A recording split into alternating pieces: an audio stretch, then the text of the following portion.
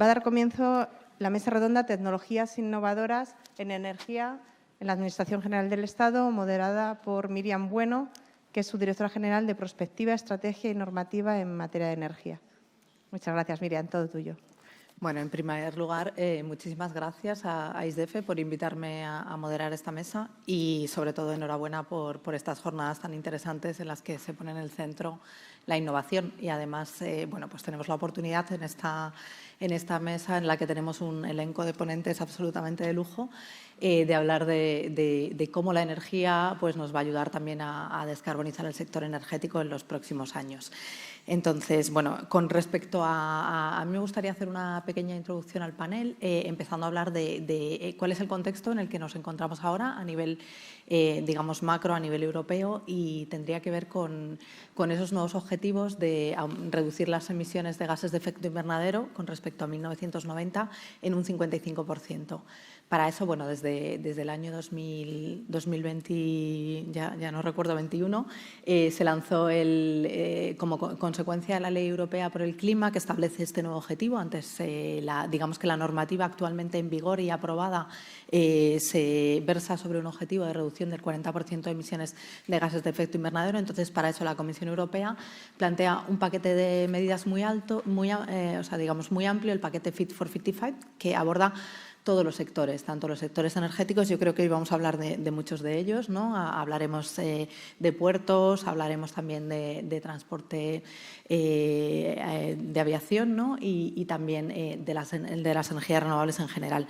Entonces, este nuevo paquete, con todas esas nuevas propuestas legislativas, entre las que se incluye también propuestas para la reducción de emisiones, propuestas para tener todas las infraestructuras necesarias, otras cuestiones de carácter más transversal, como puede ser el Fondo Social para el Clima, para que haya un presupuesto para acompañar esa transición energética también, o la propuesta de fiscalidad verde de la energía a nivel europeo, o bien la propuesta del CBAM, de ese mecanismo de ajuste en las fronteras para las importaciones de productos de otros lugares, para que no haya una fuga de carbono en la Unión Europea. Bueno, con todo esto, bueno, como podrán comprender, existe pues, un gran amplio de nuevas medidas que por nuestra parte, por parte del Ministerio, bueno, pues tenemos que transponer a la legislación vigente, por un lado, y tenemos que utilizar para actualizar nuestro Plan Nacional Integrado de Energía y Clima, que mandaremos a la Comisión Europea antes del 30 de junio de este año, ¿no? Y que establecerá los nuevos objetivos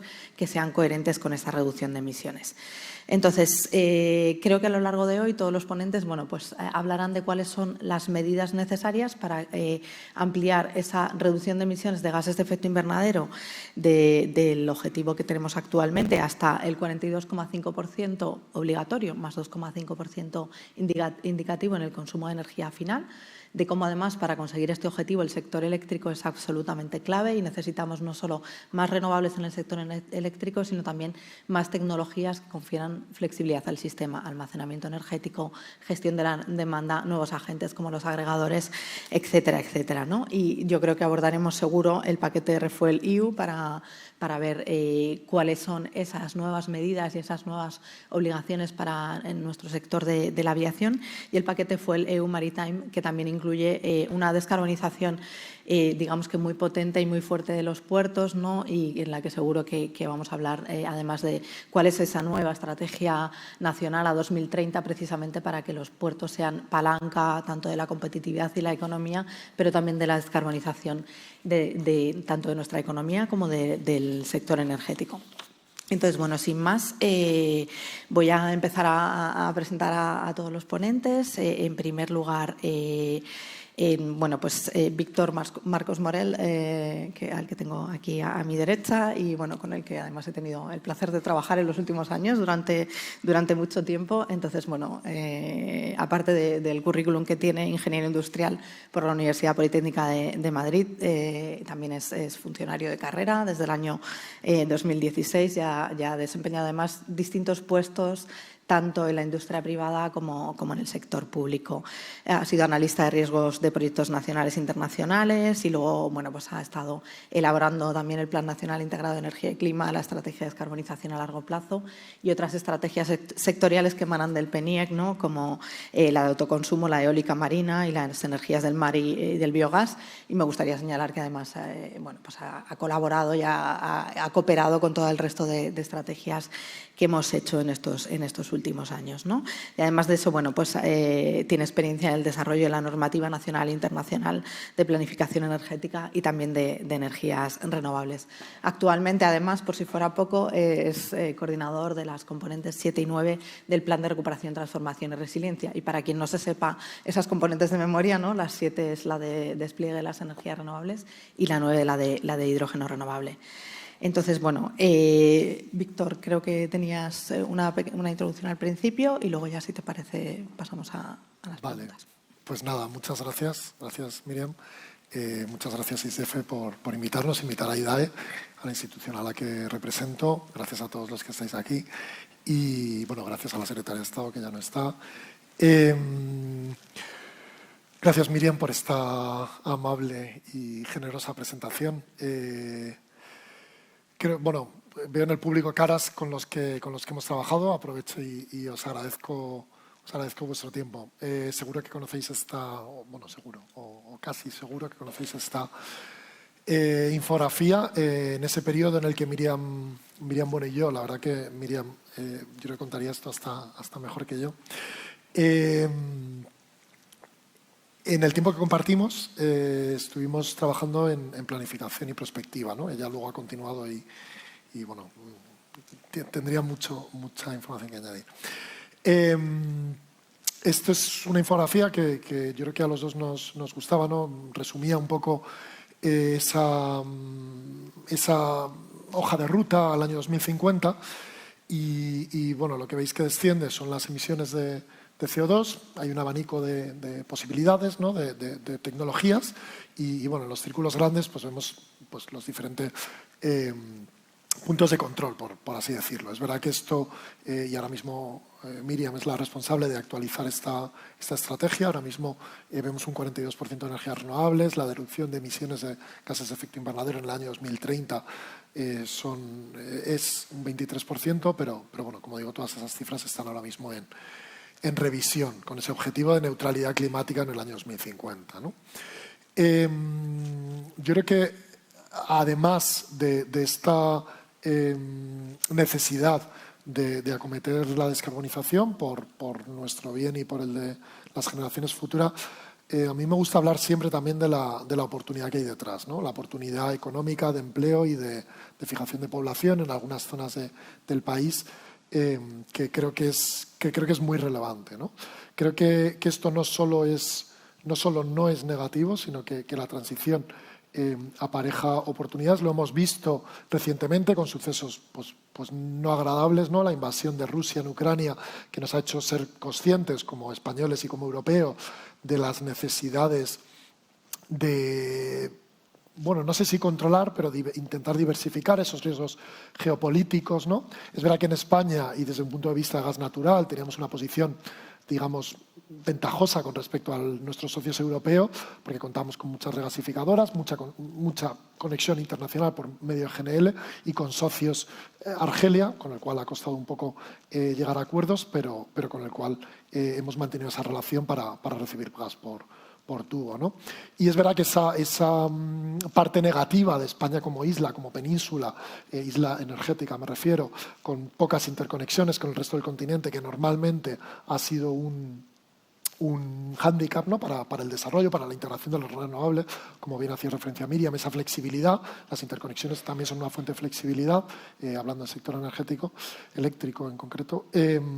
Pues en este caso ha sido algo positivo, ¿no? porque nos ha obligado a depender del exterior, a buscar importación de GNL, y algo que en su día pues supuso inversiones cuantiosas en el sector del gas natural y que igual nos podía llevar en algún punto a ese déficit de tarifa que ya tenemos en el sector eléctrico, a un déficit de tarifa en el sector gasista, pues ha sido una oportunidad, ¿no? Esa capacidad y esa gestión del riesgo que aquí os dedicáis a esa gestión del riesgo, pues una política de gestión del riesgo que es,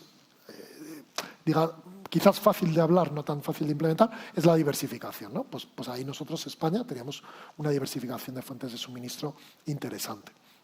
No voy a extenderme mucho para... ¿me metías prisa? No. No, cuando termines para hacerte otra pregunta. Vale, pues termino rápido. Hablábamos de innovación, ¿no? Yo creo que es interesante hablar de innovación. Creo que la necesitamos para poder aprovechar esta oportunidad que decía. España tenemos recurso, formamos parte del mercado europeo, con lo cual podemos fijar empleo, población y actividad industrial. Podemos recuperar parte de esa actividad industrial y mejorar ese valor añadido industrial en nuestro PIB y aprovechar todo eso para generar ese empleo y repartido, ¿no? No hace falta, y no será así, que lo generemos todo en las mismas zonas. Por esto del reto demográfico, la transición justa, que también son políticas transversales a todo lo que hacemos en el Ministerio. Y esa parte de innovación más tecnológica, yo creo que también, y cuando hablamos de renovables, tenemos que pensar, lo podemos llamar innovación también, en esa parte más social. O sea, al final la transición pues la hacemos persona. Me he referido al principio a caras que veo conocidas en el público. Todos vosotros, los que os conozcan, los que no, contribuís a esa transición, desde el trabajo al que nos ayudáis a hacer en IDAE, por ejemplo, a gestionar todos esos fondos del plan de recuperación, como hacía referencia la Secretaría de Estado, y eso es muy importante. Pero también las personas que, digamos, tienen más cerca esos impactos locales, ¿no? De esas energías renovables, aspecto que tenemos que trabajar para conseguir esa aceptación, para poder aprovechar esta oportunidad. Y bueno, dejo ahí la introducción para no extenderme más. Sí, bueno, quizá por profundizar un poco en algunas de las cuestiones que planteabas, bueno, aquí en esta, digamos, esta slide que has propuesto, pues van apareciendo distintas tecnologías a lo largo del tiempo, ¿no? Entonces, sí que te quería preguntar, bueno, ¿en qué tecnologías, en qué sectores crees que podemos enfocar los esfuerzos para los próximos años? Gracias. Yo creo que hay dos partes, ¿no? muy interesantes y cogiendo una reflexión que hacías tú al principio. Yo creo que hay que seguir haciendo lo que hacemos bien, porque necesitamos más de lo que ya hacemos bien. Resumiendo en tecnologías, y si hablamos del sector eléctrico, solar y eólica, hay que seguir haciendo. Necesitamos mucha energía renovable para poder satisfacer nuestras demandas industriales. Todas esas, pues esa planta de diamantes en Extremadura, que va a hacer un consumo energético importante a través de fotovoltaica, pues necesitamos toda esa energía muy barata que tenemos a nuestra disposición, solo tenemos que implementarla. Pero también tenemos que hacer cosas nuevas, porque necesitamos implementar, y a medida que aumentamos el porcentaje de energía renovable en sector eléctrico, que este año es el primero, ¿no?, en el que probablemente superemos ese 50%, vamos a necesitar más flexibilidad. Esa flexibilidad puede venir de muchos sitios. Yo hacía referencia a las interconexiones, que es la referencia clásica en este aspecto, pero tenemos los almacenamientos, tenemos baterías, tenemos agregadores, ha mencionado Miriam, la demanda puede jugar un papel aquí, y todo eso forma parte de esa innovación. Esa innovación pueden ser pequeñas innovaciones. Estaba hace unos meses en Estados Unidos dando una charla. Fue muy interesante una reflexión que compartía el responsable de una distribuidora en Texas, con bastantes clientes, y decía que incluyendo un permiso a las personas en su casa para tocar el climatizador en máximo, creo que eran 2-3 grados Fahrenheit, no sé si llegaba a 5 o 6, podían gestionar de 1 millón de clientes, podían llegar a gestionar 500 megavatios. O sea, es increíble lo que se puede hacer con actuaciones realmente muy pequeñas. Bueno, hasta ahora hemos hablado de las indudables oportunidades que presenta la transición energética, pero bueno, yo creo que también, evidentemente, para seguir esta línea, ¿no?, de descarbonización hasta 2050, pues también tenemos por delante ciertos retos, ciertos desafíos. Entonces, bueno, por si querías hacer algún tipo de comentario o reflexión sobre cuáles crees que van a ser los más cruciales, los más importantes, o a los que tenemos que dedicar más esfuerzos. Yo ya lo esbozaba cuando hablaba de innovación, también la parte social, ¿no? Yo creo que la parte del convencimiento de los beneficios, y no solo convencimiento, o sea, no solo es convencer e informar, sino también hacerlos tangibles, es fundamental. Necesitamos que la gente, la sociedad en su conjunto, sea consciente, y no solo consciente, sino que perciba, no digo un ingreso a fin de mes, pero algo muy tangible y muy de corto plazo. porque es verdad que hablamos y nosotros cuando hacemos las estimaciones, incluso de planes más aterrizados, como puede ser el plan de recuperación, las ayudas que hacemos, incluso ahí que vemos euros, vemos empresas, vemos presupuesto ejecutado, aún así también estamos todavía un pelín lejos de ese ciudadano al que se le instala una planta de biogás en su municipio o se le instala una central fotovoltaica o eólica, que es quizá lo que más vemos últimamente en prensa. Yo creo que hay beneficio.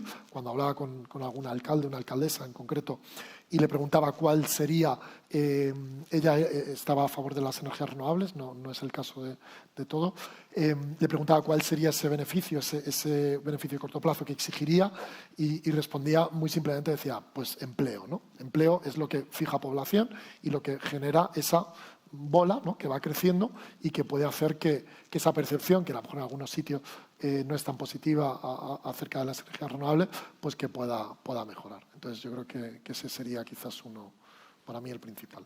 Genial. Quizá por ahondar un poco más en esto, o sea, hasta ahora has presentado cuáles son, digamos, la aceptación social, ¿no?, de la implementación de las energías renovables o de otro tipo de tecnologías. Pero además de eso, ¿ves algunas cuestiones en las que la ciudadanía pueda tener un rol activo en relación con la transición energética? Sí. Desde luego tenemos algunas iniciativas en IDAE, ¿no?, de la promoción de las comunidades energéticas. Yo creo que es una iniciativa que presupuestariamente en la componente 7, a la que hacía referencia Miriam al principio, energías renovables, tenemos 3.165 millones de euros a gestionar, de los cuales a comunidades energéticas hemos dedicado 100. O sea que la perspectiva no es, al menos presupuestariamente, no es tan relevante. Pero creo que los ejemplos que podemos sacar y el impacto que puede tener en la sociedad de una iniciativa no relevante, a lo mejor en términos presupuestarios, pero sí relevante en términos de las actuaciones, es interesante. Porque, por un lado, hemos dividido las actuaciones en dos partes. Tenemos unas actuaciones más de implementar proyectos, de que comunidades se pongan de acuerdo y pongan, pues, un autoconsumo colectivo, una gestión de la demanda. Eso es un poco más complejo, pero también ha llegado un proyecto de eso, un proyecto de movilidad compartida.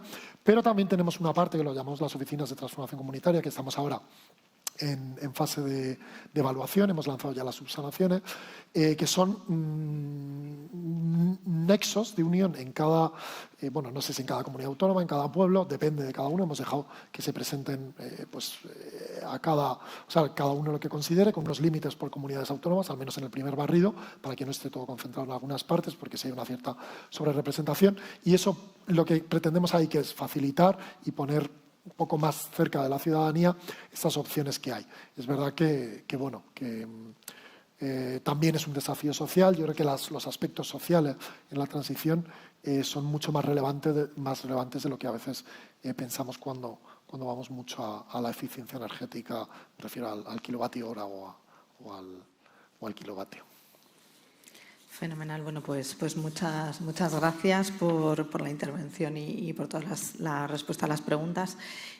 A continuación, pues tenemos aquí también a mi derecha, a vuestra izquierda, a Laura Arias Corredera, que, antes he olvidado decir que eras director de renovables de IDAE, pero ya lo has hecho tú mismo, pero por si acaso, jefa de Departamento de Tecnologías de Sostenibilidad en AENA.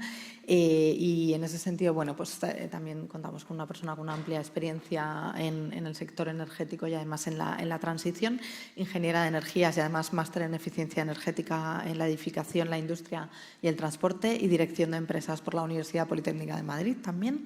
Tiene una experiencia de más de 8 años en temas relacionados no solo con la sostenibilidad, sino también con la I+D+I. Y especialmente nuevos combustibles, así como en control de calidad de combustibles y biocombustibles. En la actualidad, el puesto que desempeña, como he señalado, es jefa de Departamento de Tecnologías de la Sostenibilidad, que está encuadrada específicamente en la Dirección de Innovación, Sostenibilidad y Experiencia Cliente de AENA. Y desde ahí, gestionan todos los temas que están relacionados con la sostenibilidad y, evidentemente, el plan de acción climático de la corporación y así como la estrategia de sostenibilidad. Y creo que tienes una presentación, entonces, adelante. Muchas gracias, Laura. Muchas gracias, Miriam. Buenos días a todos. Muchas gracias por vuestra presencia. Gracias a SDF también por organizar este evento. Bueno, pues como ha dicho Miriam, en el año 2019 se creó la Dirección de Innovación, Sostenibilidad y Experiencia del Cliente en AENA con el objetivo de llevar a la organización hacia la transformación digital y la transformación energética de AENA. En el año 2021 definimos y publicamos el Plan de Innovación y la Estrategia de Sostenibilidad, y dentro de la Estrategia de Sostenibilidad está enmarcado el Plan de Acción Climática. El Plan de Acción Climática de AENA tiene principalmente dos hitos principales. Uno es para el año 2026 ser neutros en carbono y otro hito para el año 2040 que es ser net cero, es decir, emitir cero emisiones de carbono. El primero de los hitos es el fácil, por así decirlo, ¿no?, que será para el año 2026. Trataremos de reducir todas las emisiones que podamos y las que no podamos reducir las compensaremos. El reto importante viene por el segundo hito, que es el del año 2040.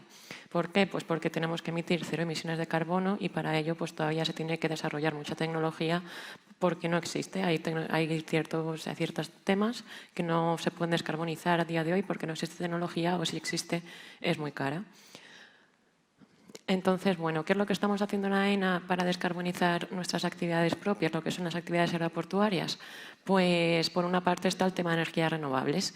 En los aeropuertos tenemos una limitación, por ejemplo, con el tema de energías renovables, pues por el tema de servidumbres aeronáuticas. Entonces, lo que es la energía eólica no es una solución que sea posible dentro de los aeropuertos. Entonces, ¿qué es lo que hemos definido, lo que nos hemos inventado? Pues el plan fotovoltaico, que tiene como objetivo producir el 100% de la energía que consumen los aeropuertos para el año 2026. Es un modelo de autoconsumo en red, ¿no?, en el que los aeropuertos en los que tenemos mayor capacidad solar y más terreno, pues son los que van a producir la energía para toda la red de aeropuertos. Luego, por otra parte, por la parte de climatización, tenemos definidos actuaciones como, bueno, ahora mismo estamos realizando los estudios de viabilidad para la implantación de geotermia o aerotermia en los aeropuertos de Madrid, Barcelona y Palma, que son los tres más grandes de la red en términos de pasajeros y también, por tanto, en términos de emisiones. Entonces, bueno, para descarbonizar la climatización, esa es una de las medidas que se están teniendo en cuenta.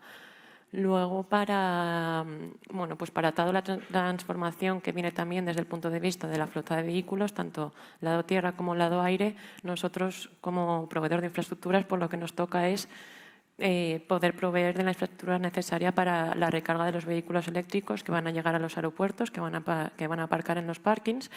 Y luego, por la parte del lado tierra, pues todos los equipos handling que dan el apoyo a aeronaves también van a ir electrificándose. Entonces, nosotros lo que tenemos definido un plan muy ambicioso de instalación de puntos de recarga, tanto en lado tierra como en lado aire. ¿Cuál es el problema de esto? Pues el problema de esto es que al final la infraestructura eléctrica de los aeropuertos no es suficiente. Es necesario invertir en modificar la infraestructura eléctrica para que se pueda asumir toda la potencia adicional que va a suponer esto, ¿no? Entonces, ¿qué es lo que estamos haciendo también? Pues estamos buscando soluciones a lo que es la infraestructura eléctrica. Por ejemplo, estamos colaborando con Central Eléctrica Iónica, que es una empresa española que tiene sede en Las Palmas y bueno, está desarrollando una tecnología innovadora para la producción de energía eléctrica, que es el módulo iónico. ¿Qué es un módulo iónico? Pues para entendernos, es como una pila gigante. Tienes un contenedor que tiene dentro agua salada, que sería el electrolito, y luego tiene dos electrodos, un ánodo y un cátodo, que serían el equivalente al ánodo y el cátodo. Uno de grafeno, otro de aluminio, y lo que hace es se crea por la diferencia de potencial, se crea una corriente eléctrica. Entonces, estamos colaborando con Central Eléctrica Iónica y hemos firmado un acuerdo de colaboración en el cual nosotros, en el aeropuerto de Madrid, en el parking de la Terminal 1, hemos cedido un terreno para que él termine de desarrollar la tecnología, puesto que es una tecnología que está en un TRL 7, 8 y es necesario pues, que sea aprobado en un entorno relevante para llegar a un TRL 9 y pueda comercializarse, ¿no? Entonces, lo que hemos hecho ha sido el módulo iónico, ya está instalado, se están ahora mismo realizando las primeras pruebas de puesta en marcha y el caso de uso que hemos elegido es justamente los puntos de recarga. Se le han conectado 4 puntos de recarga de 22 kilovatios que van a ser alimentados por el módulo iónico. Y así vamos a probar esta posible solución que nos permitiría de alguna forma no depender de la red y no sobrecargar la infraestructura eléctrica. Luego, por otra parte, también tenemos muchas actuaciones relacionadas con la eficiencia energética, como la sustitución de luminarias por tecnología LED, la rehabilitación de edificios y también un tema bastante innovador, que es el tema de la inteligencia artificial. Pues sí que tenemos el objetivo de tener para el año 2030 10 aeropuertos con una plataforma de gestión energética en la que el objetivo es monitorizar los consumos y optimizarlos mediante el uso de inteligencia artificial y la definición de algoritmos que permitan de alguna forma optimizar producción y consumo y sobre todo reducir la cantidad de energía que se demanda en los aeropuertos. Eso por la parte de los aeropuertos, pero al final, dentro de lo que es el sector de la aviación, el 95% de las emisiones, ¿qué es lo que lo producen? Pues las aeronaves, los aviones. Entonces, desde la industria, desde todos los stakeholders del sector de la aviación, pues están colaborando para descarbonizar el sector de la aviación. ¿Por dónde va a venir la descarbonización del sector de la aviación? Pues a corto plazo va a venir por la sustitución del combustible fósil por combustible sostenible. Están los conocidos combustibles sostenibles o biocombustibles que se obtienen a partir de materias renovables, que no del crudo, sino de materias renovables como pueden ser aceites usados, residuos sólidos urbanos, etcétera, y que permiten reducir las emisiones de gas invernadero en un 60 o un 80% con respecto al combustible fósil. ¿Cuál es la ventaja de estos combustibles? Pues que son combustibles lo que se llaman drop-in, es decir, que no es necesario modificar la infraestructura ni de transporte ni de almacenamiento, ni tampoco los motores que tienen las aeronaves para que puedan consumirse. Pueden utilizarse exactamente sin tener que modificar nada de lo que se utiliza a día de hoy. Eso es la solución más inmediata en el corto plazo. Entonces, también, ¿qué es lo que se está haciendo? Se está investigando mucho en nuevas tecnologías de aeronaves. Para ello, principalmente la eléctrica y las aeronaves de hidrógeno.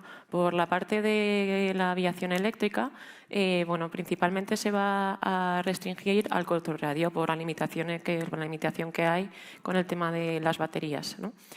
Por parte de la aviación de hidrógeno, hay gente que es muy escéptica, pero al final, en el año 1962, Kennedy dijo que en esa década llegaríamos a la Luna y nadie se lo creía, era un objetivo muy ambicioso, pero cuando te fijas objetivos ambiciosos, al final lo que haces es que todos vayamos en esa dirección, ¿no? Entonces, por ejemplo, Airbus en su hoja de ruta tiene el objetivo de tener para el año 2035 la primera aeronave comercial de hidrógeno. Se está hablando del uso de hidrógeno líquido, ¿no? Entonces, tanto la aviación eléctrica como la aviación de hidrógeno son tecnologías en las que se está investigando, que se están desarrollando, pero que tienen muchas barreras tecnológicas y económicas que hay que ir solucionando y solventando para que esto sea una realidad y no se quede en una idea, ¿no? Por parte de la aviación eléctrica, lo que hemos comentado, el primer problema es la limitación de la capacidad de las baterías. Y por parte de los aeropuertos, los aeropuertos al final tienen la obligación de dar un servicio a las aeronaves, de poder suministrar el tipo de combustible que las aeronaves, que las aerolíneas demanden. Si es eléctrico, pues habrá que de alguna forma poder dar la energía eléctrica que demanden las aeronaves y para ello habrá que transformar todos los aeropuertos y adecuar la infraestructura eléctrica para que esto sea posible. Por parte del hidrógeno, pues como hemos dicho, de la misma forma, los aeropuertos, de alguna forma, si va a haber aeronaves que van a demandar hidrógeno líquido, los aeropuertos tienen que adaptarse para poder suministrar hidrógeno líquido o gaseoso a cualquier otro posible consumidor que así lo demande. Y esto nos lleva a un nuevo concepto que es el aeropuerto como hub de hidrógeno, ¿no? Donde el aeropuerto podría ser el centro donde se produjera el hidrógeno líquido, gaseoso o líquido, se distribuyera saliera el hidrógeno dentro del aeropuerto hasta los usuarios finales, que podrían ser muy variados, desde el propio aeropuerto para aplicaciones estacionarias, como puede ser la generación de electricidad y calor. Uno de los principales problemas con lo que nos encontramos en AENA es descarbonizar los grupos electrógenos. Entonces, cambiar el concepto de un modelo centralizado a un modelo descentralizado, donde puede haber pilas de combustibles o baterías como una forma de almacenar la energía, y luego producir electricidad y calor a partir de pilas de combustible, pues permitirá al aeropuerto independizarse también un poco de la red, ¿no? Hay otros tipos de consumidores, como pueden ser la logística y el transporte pesado, etcétera, pero sobre todo el consumo será principalmente, el mayor consumo vendrá por parte de las aeronaves, que será líquido. Y ya por último, pues eso, simplemente que nos quedemos con la idea que al final tiene que ser una acción coordinada de todos los actores del sector de la aviación y de toda la cadena de valor, porque si uno se queda atrás, si los aviones se desarrollan pero los aeropuertos no pueden suministrar el hidrógeno, pues tampoco estamos solucionando nada. Entonces, un poco más. Yo me gustaría terminar mi intervención con un vídeo. Volar nos hace mejores. Nos permite conocer otras culturas y territorios, entender otras formas de vida, respetarlas, admirarlas. Y así, gracias a la aviación, hemos conseguido hacer del mundo un lugar más tolerante. Hoy podemos viajar a cualquier parte del mundo. Y podemos hacerlo con la tranquilidad de que AENA y el sector del transporte aéreo llevan muchos años trabajando con los últimos avances tecnológicos para que podamos hacerlo de un modo más sostenible. El transporte aéreo siempre ha sido pionero en innovación y eficiencia. Ha superado barreras tecnológicas que parecían inalcanzables. Y por eso sabemos que seremos capaces de operar con el mayor respeto al medio ambiente. En AENA hemos diseñado una ambiciosa estrategia de sostenibilidad y hemos tomado la iniciativa para promover la revolución sostenible de la aviación. Compañías aéreas, servicios de asistencia a aeronaves en tierra y el resto de actores del ecosistema del transporte aéreo ya se han unido a nosotros en este reto. Nuestro objetivo principal es afrontar de forma contundente la lucha contra el cambio climático con la reducción progresiva de emisiones de carbono. Nuestro plan de acción climática establece la hoja de ruta para alcanzar la neutralidad de carbono en 2026, en el camino a la consecución de cero emisiones netas en 2040. Uno de los pilares del Plan de Acción Climática es el uso de energías renovables. 100% de energía renovable en toda nuestra red de aeropuertos en España. Placas solares en los aeropuertos con mayor disponibilidad de terrenos y nivel de aprovechamiento solar nos aseguran que la energía que generamos y consumimos es 100% verde. Promovemos el uso de combustible sostenible entre las compañías aéreas para sus aeronaves y trabajamos de forma colaborativa para que los vehículos que las atienden sean sostenibles. Fomentamos el uso del transporte público y de un transporte privado más sostenible, desde y hacia los aeropuertos, con una red de puntos de recarga eléctricos ampliada y con mayores requisitos medioambientales para los VTC y coches de alquiler. Tarificación en aparcamientos o los descuentos a los vehículos que acceden a estos con etiqueta ambiental de cero emisiones. Y convivimos con los territorios donde se ubican nuestros aeropuertos, vigilando, controlando y minimizando el ruido de las operaciones e insonorizando las viviendas más próximas. Además, gestionamos el agua y los residuos de forma responsable, promoviendo la economía circular y protegiendo la biodiversidad de nuestro entorno. Porque necesitamos y debemos viajar y descubrir nuevos lugares, desarrollarnos como sociedad cada vez más tolerante entre todos los que habitamos el mundo. En AENA, ponemos toda nuestra energía y esfuerzo en que los pueblos y sus gentes puedan seguir conectados sin poner en peligro el futuro de nuestro planeta. AENA, Aeropuertos para ti. Ministerio de Transportes, Movilidad y Agenda Urbana. Gobierno de España. Bueno, pues muchas gracias, Laura, por esta extensa presentación y por el vídeo.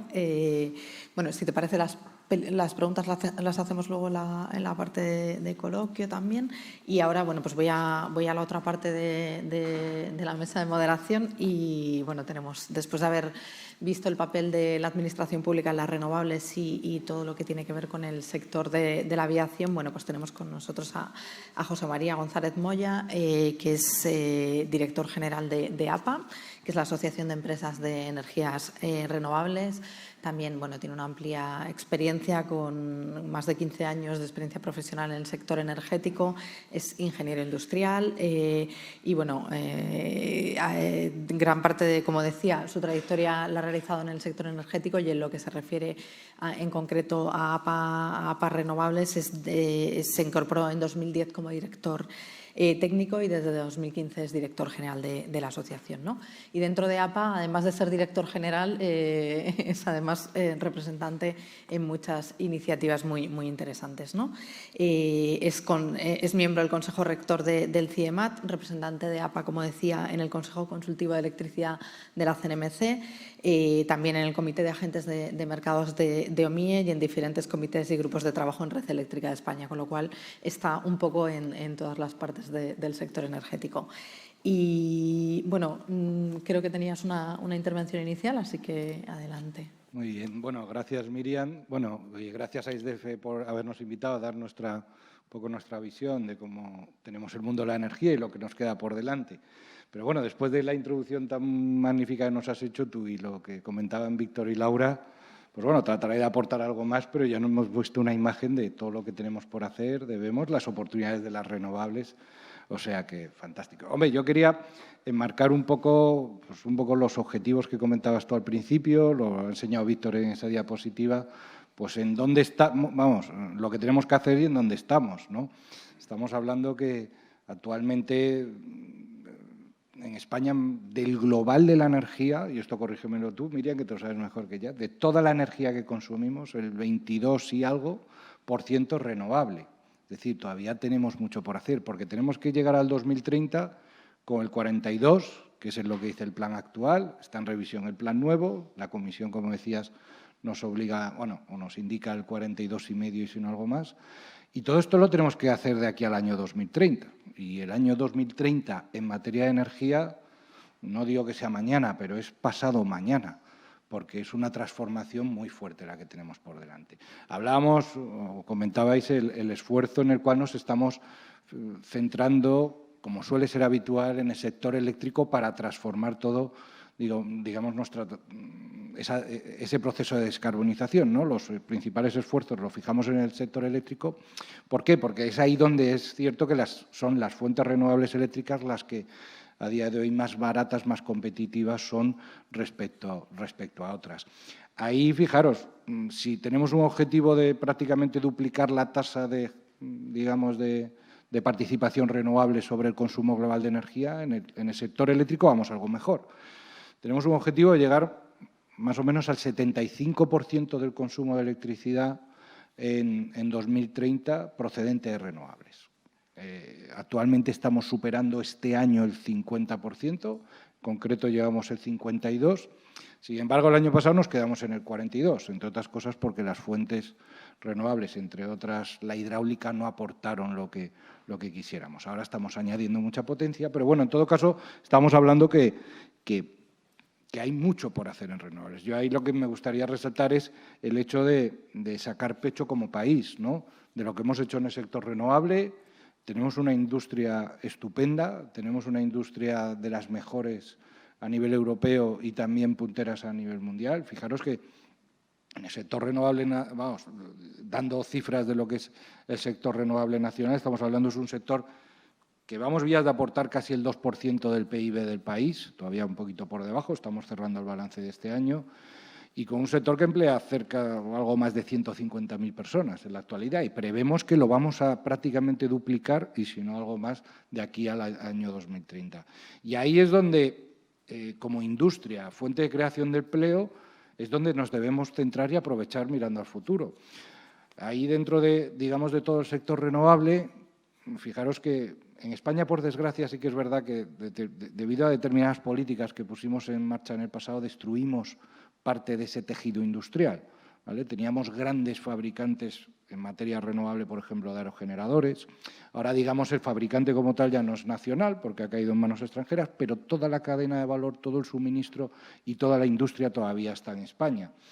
Y en el mundo fotovoltaico también nos pasó algo parecido. Teníamos hace ya décadas algún fabricante incluso de módulos fotovoltaicos, paneles solares, y sin embargo, pues bueno, también debido a cómo está Asia y cómo hemos centrado todo, o cómo se ha centrado debido a su competitividad en costes, pues en España desgraciadamente no tenemos. Sin embargo, tenemos dentro de la cadena de valor del sector solar, pues dentro de los 5 primeros fabricantes del mundo en materia de inversores, que es como el corazón de una instalación, pues tenemos 2 españoles. En materia de estructuras también tenemos en los 10 primeros 2 españoles. Es decir, tenemos mucho por hacer.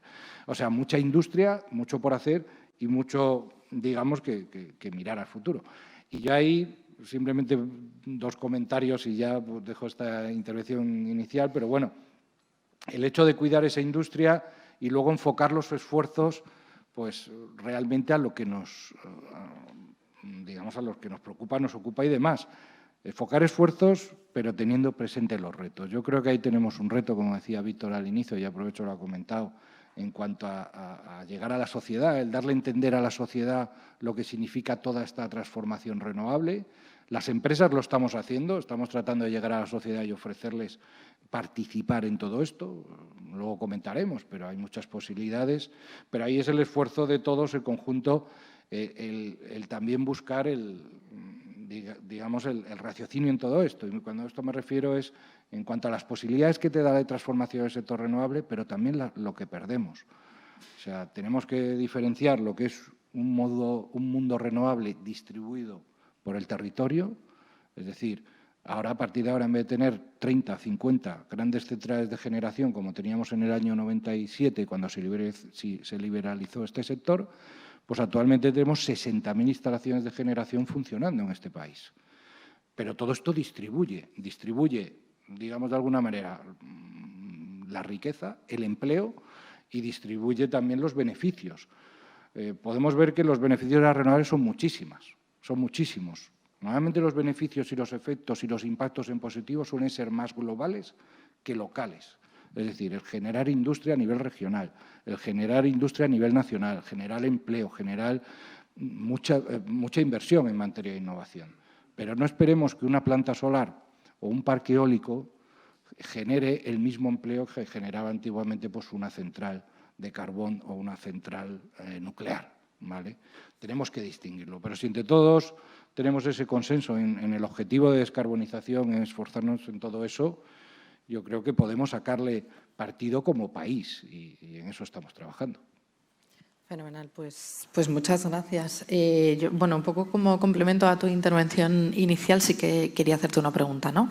Hemos hablado de algunos, bueno, yo creo que has descrito muy bien cuáles son los potenciales beneficios de las energías renovables con números concretos de vuestro informe que hacéis cada año, ¿no? Tanto en empleo y también en movilización de recursos económicos como palanca económica, etcétera, etcétera.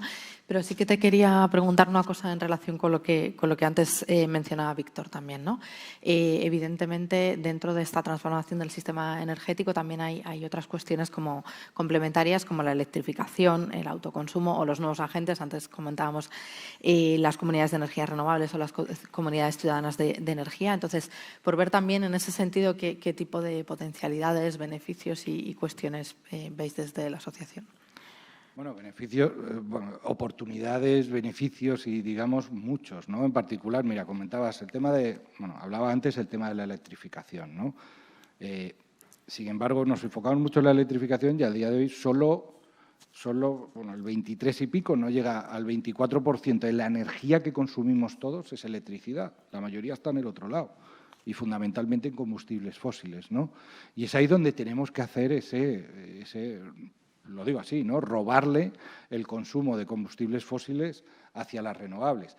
Pero antes que robarle, lo que hay que hacer es trabajar en la eficiencia, evidentemente, dejar de consumir y derrochar energía como hacemos mucho. Pero es ahí donde se abren muchas, como decías, ¿no? En la pregunta, muchísimas oportunidades. En el camino ese de la electrificación y dado el panorama que se nos presenta pues, a nivel europeo y a nivel nacional, estamos hablando de que las renovables ya desde hace años ofrecen muchas posibilidades, ofrece posibilidades. Iniciamos este mundo, evidentemente, con grandes o inversiones para que se desarrollara la tecnología, inversiones que eran muy intensas en capital, había que, digamos, la inversión era muy fuerte y prácticamente pues lo hacían las grandes o pymes muy grandes, ¿no? Sin embargo, las renovables nos están devolviendo parte de lo que nos hemos gastado en ellas. Nos hemos gastado mucho dinero como país, como sociedad, y ahora son la fuente más competitiva. Y es ahí donde, por ejemplo, en materia, lo que es una de las tecnologías fundamentales que más se van a desarrollar en cuanto a la energía solar fotovoltaica,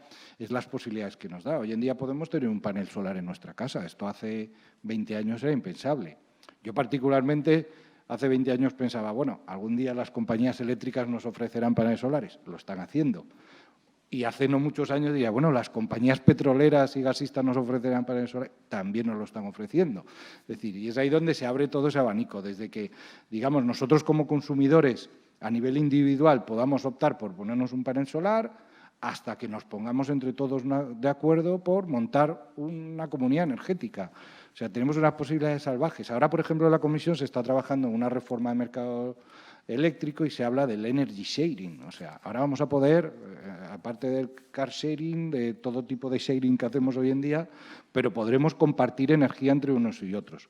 Yo que vaya un poquito por delante ahí, que a veces me parece, como comentabas lo del climatizador de Texas, todo esto me parece un poco de ciencia ficción, pero llegará, ¿no? Yo no me veo compartiendo energía con el vecino del sexto, primero porque no tengo capacidad de producirla. Llevamos 1 año y medio peleándonos en la comunidad para poner una instalación de autoconsumo. Si viviera en un chalet tendría la suerte de tenerla ya, si tuviera que financiarla o pagarla, o la decisión solo la tomara yo. Gracias a Dios, hombre, yo creo que hay muchas vías y, por ejemplo, las comunidades energéticas, ahí comentabas, Miriam, esto será fundamental, el hacer partícipe a todo. Parte de esa contestación social, por desgracia, que estamos sufriendo las renovables, se ve desde fuera como diciendo, bueno, aquí ya vienen estos de las renovables a ocupar el terreno, bien poniendo molinos, bien poniendo paneles solares, y aquí no dejan nada en el pueblo. Bueno, pues lo que comentaba antes, oye, hay que ser sincero y decir, mira, una central solar, el mantenimiento que tiene, pues no es lo mismo que cualquier otra central, como una biomasa, por ejemplo, que sí que es renovable y que genera un montón de empleo. Sin embargo, se pueden hacer muchas cosas y ahí, por ejemplo, es la posibilidad de eso de las comunidades energéticas. Yo creo que el sector privado podemos ser tractor de cara a que tanto administraciones públicas, colectivos, organizaciones ciudadanas participen de este sector y lo vean como suyo. La energía es un bien de todos y, ¿por qué no todos tenemos que participar? Desde forma individual, colectiva y bueno, de todo tipo. Fenomenal, pues muchas gracias. Si te parece, pasamos a la siguiente ponente y luego al final tendremos un coloquio, ¿no? Tengo el placer de presentar a Ana Arévalo Gandal, que es gerente de transición energética del Puerto de Barcelona. Yo creo que los puertos estáis haciendo un gran esfuerzo en la descarbonización y que además es, imagino que en ISDEFE será más conocido, pero que para el conjunto de la ciudadanía, digamos que es como el gran desconocido, ¿no? También.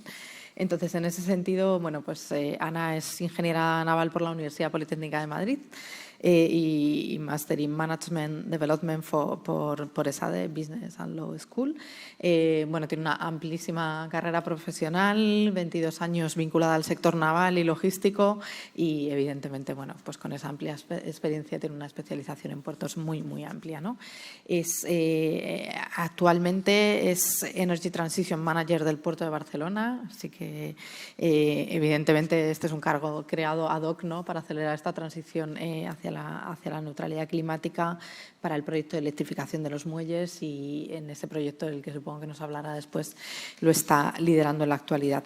Además de eso es profesora en la Escuela Europea de Transporte Intermodal y también participa en WISTA y otras diferentes asociaciones del sector logístico portuario en representación del Puerto de Barcelona. Ana, creo que nos vas a hacer una presentación y me imagino que sobre todo intentarás abordar cuál es el papel de los puertos en la transición energética. Así que adelante y muchísimas gracias. Miriam, muchas gracias. Gracias, Antonio. Muchísimas gracias por la presentación. Gracias a ISDEFE por contar con el Puerto de Barcelona, por contar conmigo aquí.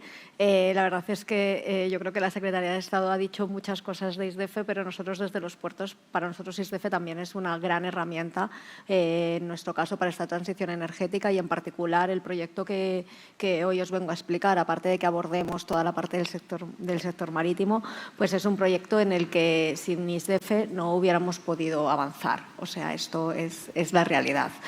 José María ha dicho, me toca el tercero, qué bien, me toca la cuarta, qué bien, porque entonces esto quiere decir que hay muchísimas cosas que ya habéis dicho, que habéis abordado estupendamente, que yo creo que ya lo tenéis y que nos dará más tiempo a que yo lo haga más cortito y después en el debate pues podamos profundizar en otros temas que quizás nos puedan interesar más. Yo quiero equiparar un poco, ¿no? Y me quedo con Laura, con tu presentación, ¿no? Porque yo creo que aeropuertos y puertos tenemos muchos retos comunes. Quizás sí que es verdad que se habla más, ¿no? En general de los aeropuertos que en los puertos, pero tenemos un montón de retos por delante muy importantes. Yo, si os parece, me gustaría empezar la ponencia, ¿no? O la charla, o como lo queréis llamar, un poco enmarcando el Puerto de Barcelona para aquellos que no lo conozcáis o que queráis saber un poquito más y enmarcándolo un poco en materia de nuestro plan energético o en base a nuestro plan energético, a nuestro plan estratégico. Nuestro plan estratégico tiene un pilar básico, que es el pilar de la sostenibilidad, como no puede ser de otra manera, y dentro del pilar de la sostenibilidad abordamos la sostenibilidad social, la sostenibilidad medioambiental y la sostenibilidad económica. Y esto yo creo que como más se entiende o como más se traduce es si lo miramos en números, ¿no? Al final los ingenieros siempre intentamos bajar todo a números y yo creo que es como se entienden las cosas. Entonces, si nos vamos un poco a la parte económica, desde el Puerto de Barcelona aportamos un 2% al PIB de Cataluña, ¿vale? Y somos como el 1 y pico % del mercado laboral catalán. Esto quiere decir que en total hay más de 500 empresas, ya nos vamos a la vertiente social, que trabajan en nuestro puerto, lo cual se traduce en aproximadamente unas 37.000 personas que trabajan diariamente. Esto es una gran responsabilidad para nosotros, pero yo creo que da un poco el pulso, ¿no? De lo que está pasando en ese puerto, ¿no? Que desde fuera parece que son solo muelles y barcos que atracan, pero que es muchísimo más, ¿no? Y esto tiene un coste social y tiene un coste medioambiental, que es que aportamos el 10% de emisiones a la ciudad de Barcelona y el 7% en emisiones en CO2, ¿vale? 7% en NOx y un 1,5% en PM10. SOx prácticamente no aportamos nada, pero tenemos un consumo energético de 950 gigavatios hora al año. Yo creo que es importante el enmarcar esta parte de qué emisiones generamos, porque esto nos pone en el punto de partida y en hacia dónde tenemos que mirar y hacia dónde tenemos que hacer nuestra transición energética. Así que nosotros tenemos un par de horizontes también, ¿no? AENA ha dicho 2026, creo, y 2040. Nosotros estamos en 2030 y 2050 y lo que estamos haciendo son muchos proyectos innovadores de energía que nos están permitiendo realizar esta transición energética. Por un lado tenemos el plan de transición energética propiamente dicho, que tiene muchas piezas diferentes. Una es el plan Nexigen, que es el plan de electrificación de nuestros muelles, que después os explicaré el por qué estamos acelerando tanto y el por qué estamos, enfocando tanto en este plan. Pero aparte de esto tenemos un proyecto de islas energéticas, por ejemplo, en el cual hemos conseguido que el muelle de pescadores, un muelle que hay en nuestro puerto, sea un muelle totalmente autosuficiente. En una primera fase tiene todo con placas fotovoltaicas y dentro de él se ha generado una comunidad energética que permitirá que sea nuestro primer prototipo dentro de todo el terreno portuario de generación, ¿vale? Estamos generando en todos nuestros edificios, hemos conseguido una eficiencia energética en todos los edificios pertenecientes a la autoridad portuaria, ¿vale? Por ejemplo, en el edificio del punto de inspección fronteriza acabamos hace unos unos meses de instalar placas fotovoltaicas con las que se puede hacer una autogeneración también, un autoconsumo, pero el puerto no son solamente las instalaciones de la autoridad portuaria. Descarbonizar el puerto es mucho más. Descarbonizar el puerto es conseguir que todas las concesiones que hay dentro de nuestro puerto sean capaces de realizar esta transformación también con innovación. Y esta es la parte que nosotros podemos, y yo creo que tenemos la gran responsabilidad de impulsar como entidad pública. ¿Cómo conseguimos enganchar, cómo conseguimos traccionar? ¿No? Tú has dicho, traccionamos desde la empresa privada. Efectivamente es así, pero desde la empresa pública a veces hay que traccionar cuando no hay beneficio, ¿no?, detrás. Entonces, esta parte yo creo que es súper importante, que seamos los motores de estas transformaciones que nos van a llevar a conseguir esa transición energética en toda el terreno portuario, que no, insisto, es solamente los edificios de la autoridad portuaria. Estamos hablando de concesiones, estamos hablando de terminales que están haciendo un consumo energético súper alto. No sé si nos vamos a las terminales de contenedores, por ejemplo, pues estamos hablando de terminales que tienen sus propias redes de media tensión. Y estamos hablando de mucha maquinaria y que hay dentro del puerto que todavía no está transformada y que tiene que tener un proceso de transformación. Muy importante, ¿no?, lo ha señalado también Laura, combustibles alternativos. ¿Qué tiene que hacer el aeropuerto? Ha dicho ella, pues ofrecer lo que demande el cliente, ¿no?, es el avión. En nuestro caso tenemos que ofrecer lo que demande los barcos, con una problemática adicional, ¿no?, un reto, vamos a llamarle reto adicional, que es que no sabemos cuáles son los combustibles alternativos del futuro. Nos estamos preparando, los buques se tienen que descarbonizar, hay muchísimas opciones abiertas y nosotros como autoridad portuaria lo que estamos haciendo es intentar desarrollar en paralelo todas las líneas posibles. Se ha hablado de biomasa, estamos intentando desarrollar una central de biomasa, estamos con los biocombustibles, hemos desarrollado muchísimo, somos bastante punteros en el tema de GNL en los últimos años, considerando que es un combustible de transición, pero ahí estamos, acabamos de inaugurar o de estrenar, mejor dicho, una gabarra que es capaz de suministrar gas natural licuado a los buques que tenemos atracados, con lo cual, bueno, son diferentes iniciativas porque la gran incertidumbre que existe hace que como autoridad portuaria lo que tengamos que realizar son intentar estar a la vanguardia, intentar acompañar a nuestros clientes, intentar conseguir que cuando las cosas pasen estemos ahí preparados.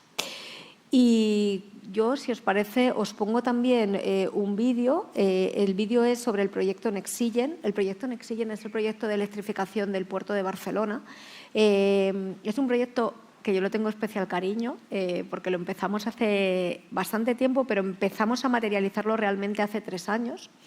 Es un proyecto que necesita 80 megavatios de potencia para poder realizarse, con lo cual aquí se pone encima de la mesa un poco todas las necesidades que se necesitan y que tiene muchas incertidumbres y muchos retos en cuanto a modelo de negocio, en cuanto a inclusión, ¿no? Yo creo que aquí hago una pequeña cuña, si me permites, Miriam, ya que te tengo aquí, ¿no?, de que creo que el PNIEC debería reflejar mucho más sobre estos proyectos de electrificación en muelles, ¿no?, de cara a la próxima revisión, porque sí que es verdad que se hace un pequeño aparte en el PNIEC, ¿no?, pero es importante, estos proyectos van a ser muy importantes para la electrificación de nuestros puertos y para nuestra descarbonización.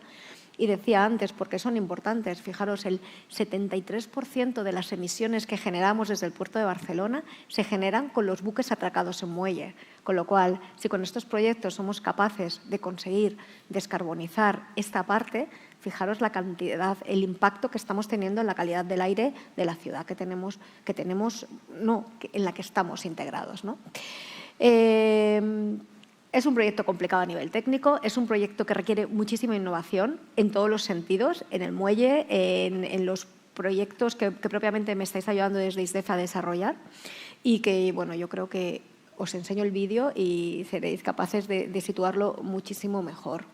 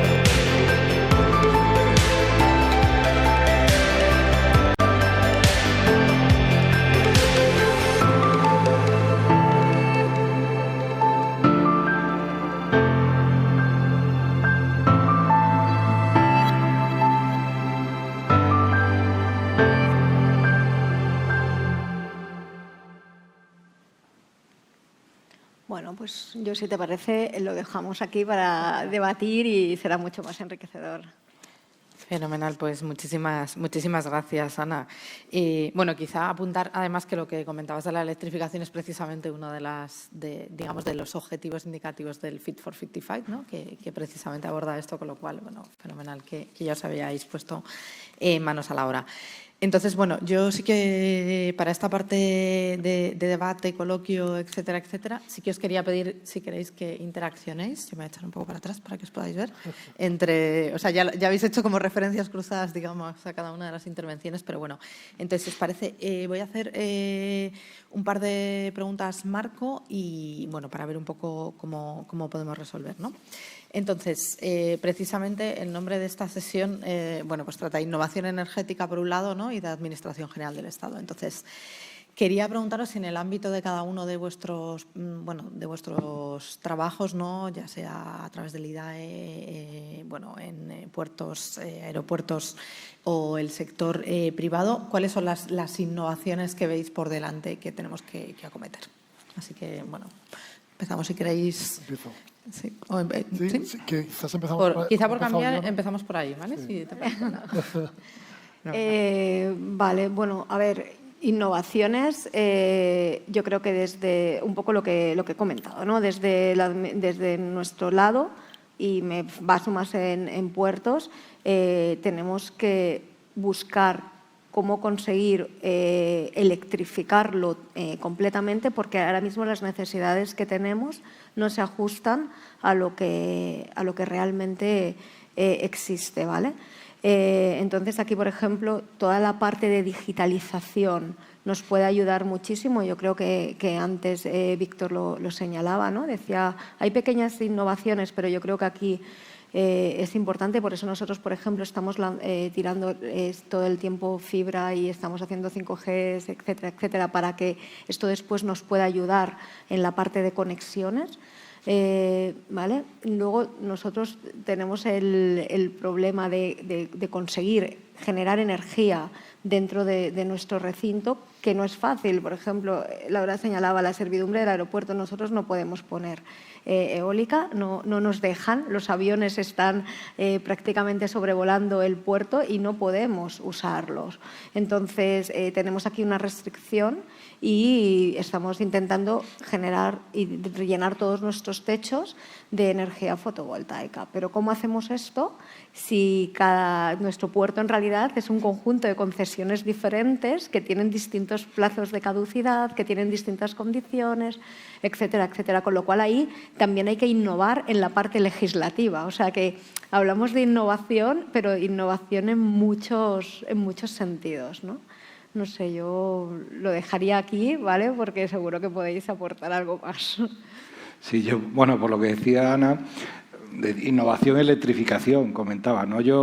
A ver, antes de hablar de innovación en el propio sector energético renovable, que yo creo que es bandera de innovación, evidentemente, la primera innovación que pondría yo encima de la mesa es que, a ver, tenemos que transformar todo este sistema energético de combustibles fósiles, lo comentaba antes, y en mayor parte en electricidad. Sin embargo, no lo estamos consiguiendo. Fijaros que la demanda de electricidad de este mes de marzo del 23 fue equivalente a la de marzo de la pandemia y abril prácticamente igual. Es decir, estábamos consumiendo, según los registros de Red Eléctrica de España, consumiendo la misma demanda de electricidad este año, en estas fechas, que en la pandemia. Hay una salvedad, que es el autoconsumo, ¿vale? Lo que pasa es que no sabemos tampoco ni tenemos certeza sobre estos autoconsumos, ¿no? Os digo por qué, pues bueno, no hay un registro oficial de autoconsumo, tampoco estamos un poco a ciegas, la Administración lo ha intentado, pero los tribunales lo enmendaron hace tiempo. Y bueno, pero como país tenemos mucho que hacer en eso, pero bueno, fuera del comentario, todo eso a mí me sorprende que hoy en día desde tu teléfono móvil, en caso que tengas autoconsumo, te puedas conectar a tu casa, puedas ver cuántos kilovatios estoy consumiendo, cuánto va la red, pero como sistema no podamos tener esa monitorización. Pero bueno, fuera de eso, la asignatura pendiente de la electrificación. Fijaros que, a ver, nosotros como empresas de renovables estamos encantados porque estamos yendo a tasas de penetración de renovables estupendas. Llevamos 4 años y sobre todo el año pasado, en cuanto a niveles de potencia instalada, jamás vistos en este país. El año pasado fue récord y por mucho. Sin embargo, estamos descuidando esa parte de la demanda de la electrificación y ahí hay mucho recorrido por hacer. Pues todo lo que es movilidad eléctrica, haría 2 comentarios, ¿no? El mundo aéreo, yo la verdad es que ver eso de los aviones eléctricos no sé cuándo será, pero bueno, en materia de aeronáutica hay mucho por hacer. Pero bueno, sobre todo lo que es lo más sencillo, la movilidad eléctrica a nivel, digamos, de flotas, vehículos eléctricos privados, incluso colectivos, pues estamos tardando en introducirlo, ¿no? Igual y lo mismo que la bomba de calor. En España seguimos consumiendo pues, un montón de gas natural a nivel particular en nuestras casas con calderas de gas e incluso en parte de la industria por digamos, consumos para aporte de calor. Y muchos de ellos, la mayoría, se podrían electrificar y si no sustituir por hidrógeno. Yo ahí innovación, hablaría de innovación fiscal. Yo creo que la fiscalidad es clave para todo esto.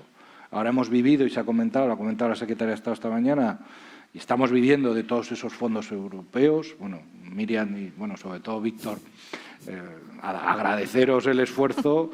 Tú que lo sufres, y vamos, es para sacarse el sombrero la velocidad y el detalle de todo esto. Estamos viviendo de todo eso, ¿no? Estos años. Eso se acabará ahora en el año 26, en principio.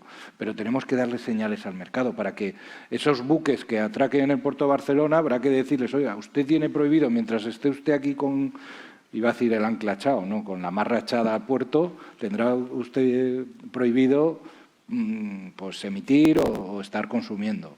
Igual por una vía fiscal se puede combatir. Es decir, que hay mucho por hacer en todo eso. Y innovación, por último, diría el comentario. En renovables hay mucho por hacer. Fijaros, hablabas de las dificultades de AENA de instalar aerogeneradores por la servidumbre aérea, etcétera, etcétera. Bueno, tenemos en Canarias el ejemplo del aeropuerto de Canarias de Gran Canaria, que desde hace años ya tiene cierta compatibilidad y se encontró cierto corredor, ¿no?, aéreo. Sí que es verdad que evidentemente las renovables hay que ponerlas allí donde hay recurso, es decir, donde haya sol, es lo lógico que haya fotovoltaica, donde haya viento eólica, pero en materia de innovación esto ha avanzado muchísimo.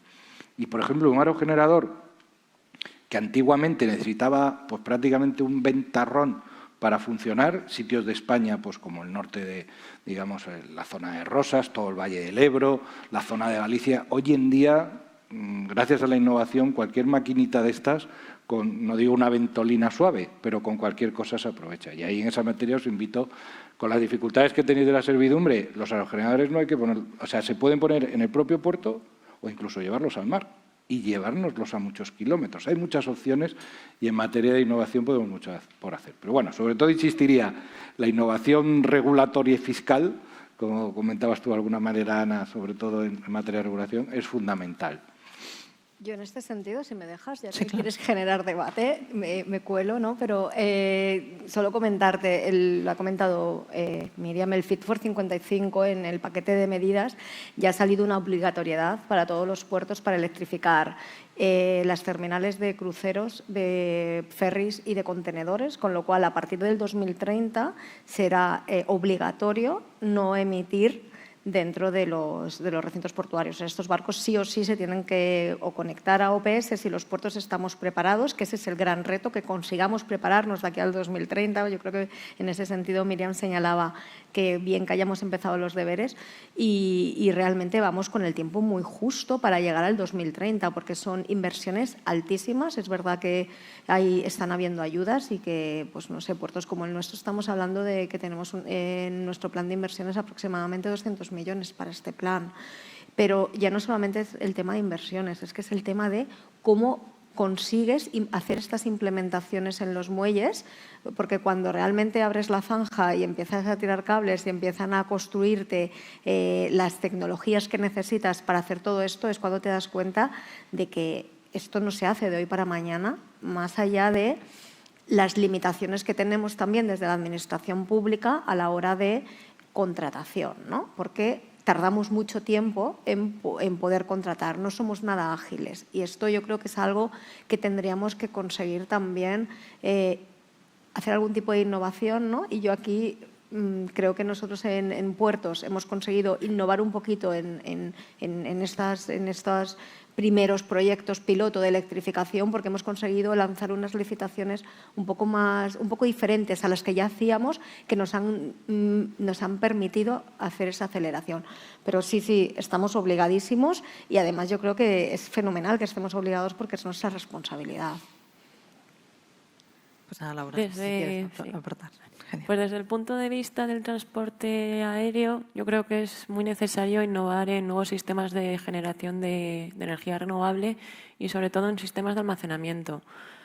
Al final, es necesario de alguna forma buscar un equilibrio entre la energía generada, el recurso renovable que existe a día de hoy y cómo se puede almacenar esa energía para utilizarlo en los momentos en los que pues, el recurso renovable no está disponible. Entonces, la innovación en sistemas de almacenamiento creo que es muy importante y luego todo lo que tenga que ver con la creación de microredes, de las Smart Cities.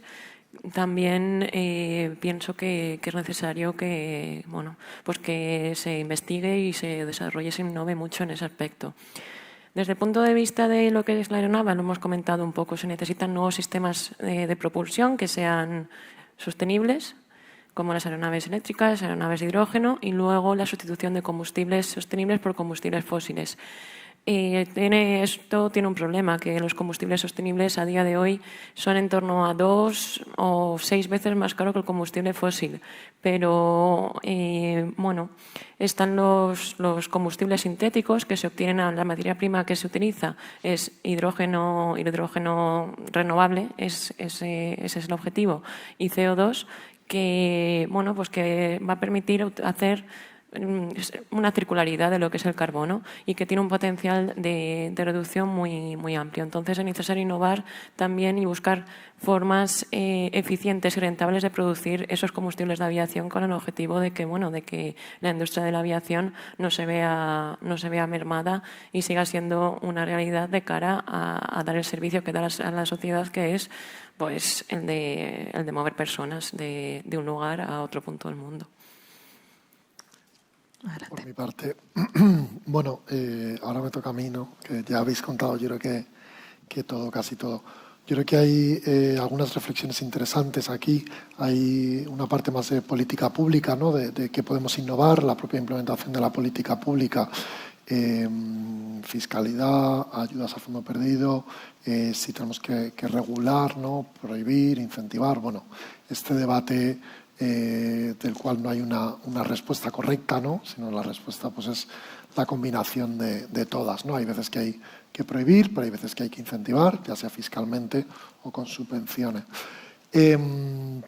Nosotros en IDAE, ¿qué hacemos desde el punto de vista de innovaciones? He mencionado antes, igual he cargado un poco las tintas en la parte más de innovación social, me parece importante e interesante, pero también hacemos y aportamos a la parte más tecnológica, ¿no? Desde la gestión del plan de recuperación. Bueno, quería mencionar, Miriam gestiona la componente 8, que es la de almacenamiento, o sea, que también se enfrenta además de otros desafíos de la planificación, también a los desafíos de la gestión del día a día, que yo creo que es una experiencia muy valiosa, ¿no? Combinar ambas. Nosotros hacemos, en la componente 9 son 1.555 millones dedicados al hidrógeno renovable.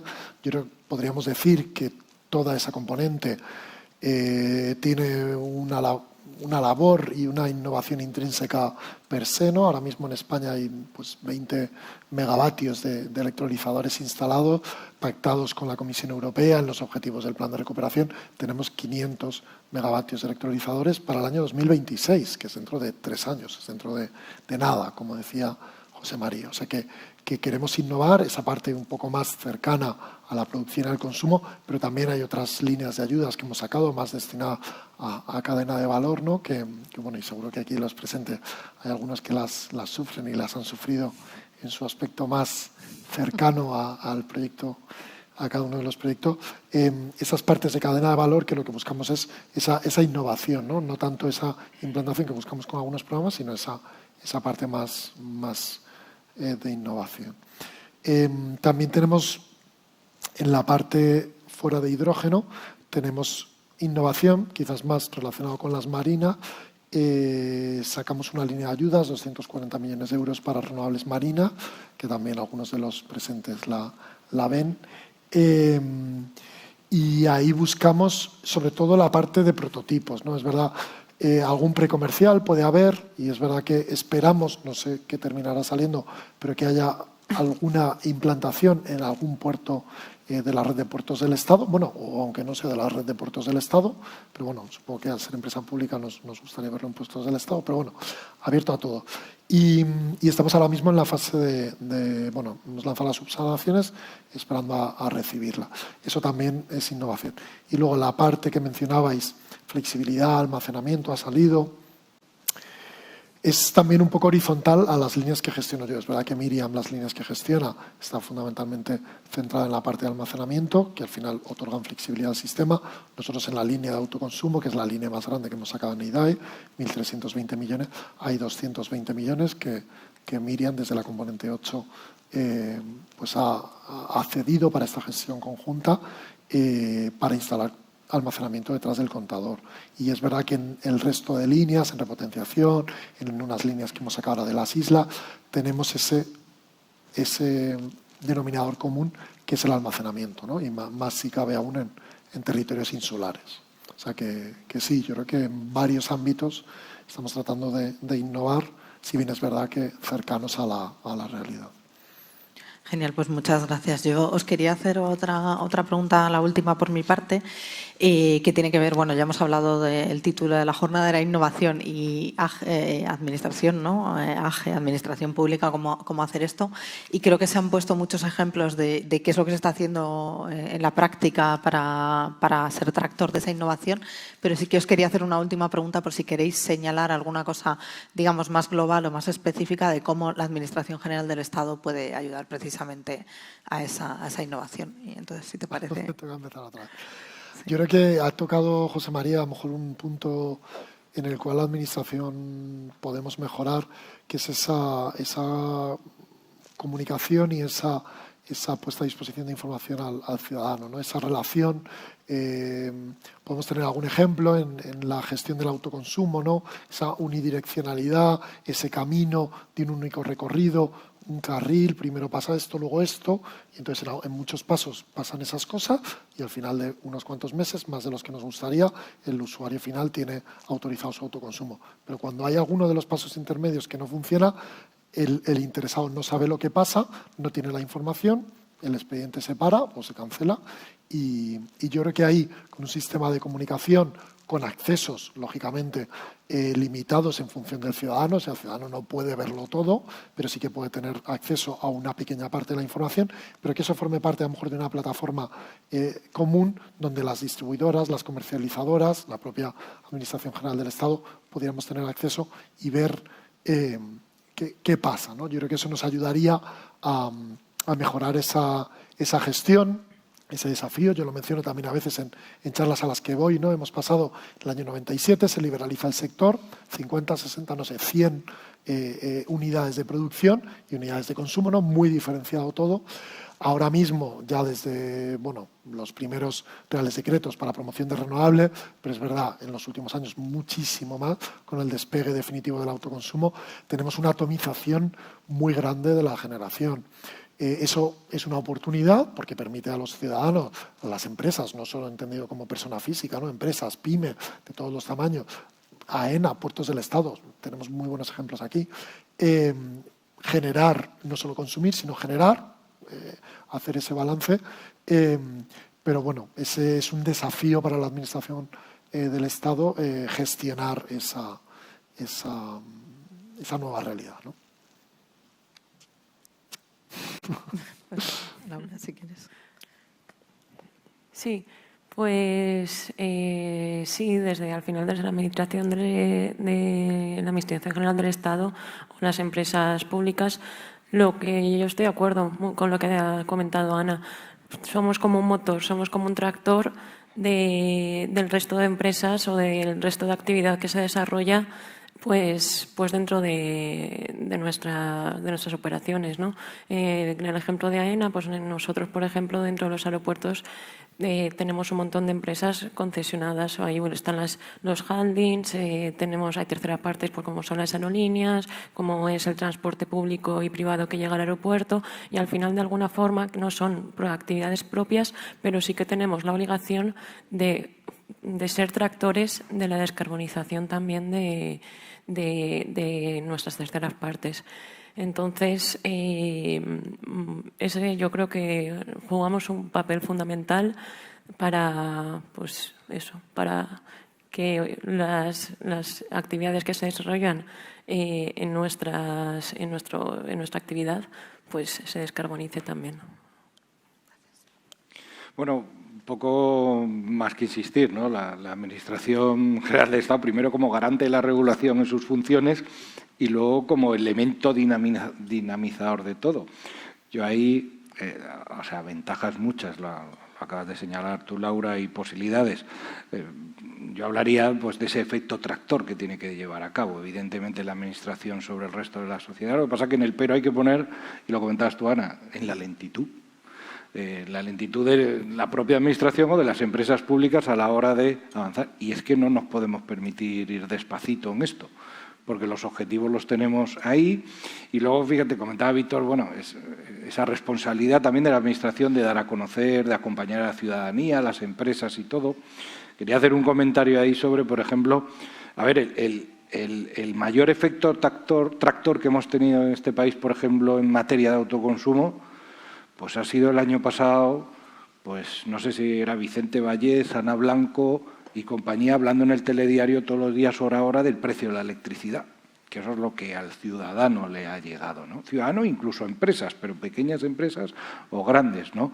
Y es ahí donde hemos visto que realmente ha habido una revolución absoluta en materia de autoconsumo. Simplemente para que conozcáis, el año pasado más de 250.000 viviendas se pusieron autoconsumo en su casa. Y no fue porque nosotros hiciéramos una campaña estupenda, y creo que hoy nos incluimos diciendo las bondades de todo esto. No, fue porque evidentemente todos los telediarios a todas horas parecía como el sorteo del niño y de la lotería. Hoy a 217, abre al 250. En fin, que eso es lo que realmente ha calado la sociedad. Y es ahí donde yo creo que nos debemos apoyar de cara al futuro. La Administración, por poner ejemplos, claro, yo diría, la verdad es que esta mañana cuando intervenía la Secretaria de Estado estaba pensando, ¿y cómo podemos introducir renovables en el mundo de la defensa, ¿no? De militar, hablaba de vehículos eléctricos, etcétera, etcétera. Pero bueno, yo creo que como principal herramienta de defensa lo que nos dan las renovables es el blindaje de la dependencia energética que tenemos de fuera.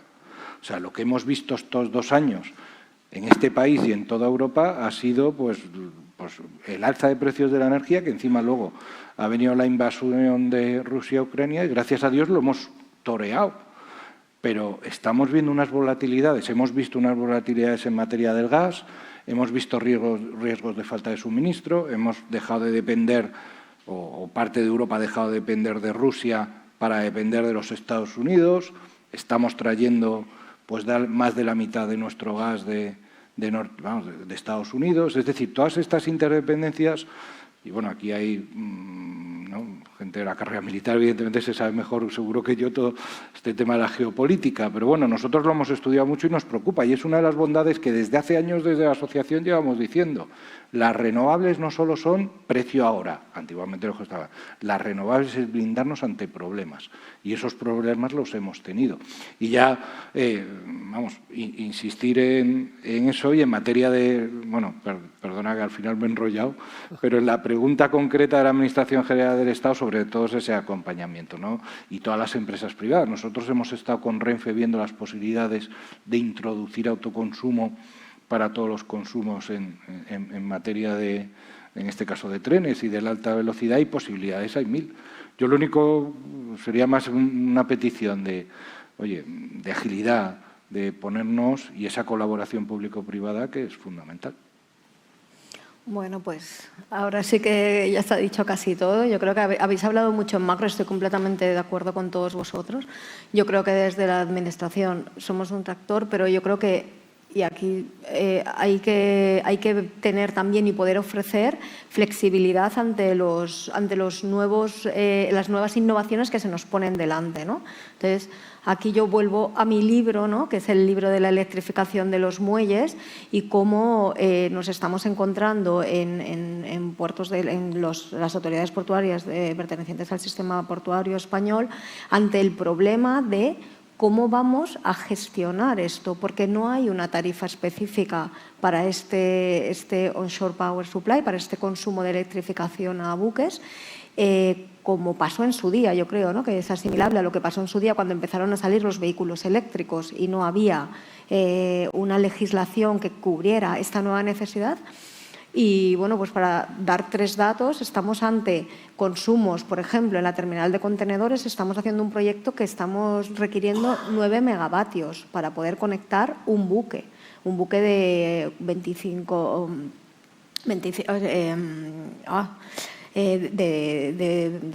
400 metros de eslora, ¿no? Que son los que vienen de 25.000 TEUs a nuestro puerto, que son de los más grandes. Pero si nos vamos a cruceros, que serán los próximos que conectemos, aparte de tener que construir una subestación, unas líneas de media tensión, una perforación submarina, que es todo complejísimo, cuando llegamos al muelle, estos cruceros requieren 16 megavatios. 16 megavatios no continuamente, sino de manera muy específica en unos momentos puntuales del día. Nuestro sistema eléctrico no está preparado para esto, nuestras tarifas no están preparadas para este consumo. Entonces, yo creo que tenemos que ser muy ágiles para, ante nuevos retos, dar respuestas que podamos entre todos construir con comunicación, que podamos entre todos poner encima de la mesa, que no nos, disturben nuestro equilibrio, ¿no?